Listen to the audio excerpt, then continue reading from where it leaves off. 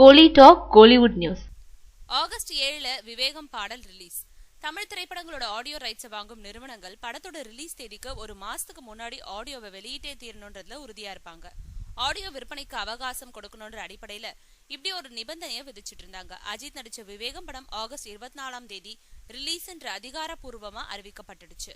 ஆனாலும் அனிருத் இசையமைப்புல உருவான விவேகம் படத்தோட அனைத்து பாடல்களையும் கொண்டு ஆடியோ இன்னும் வெளியிடப்படல.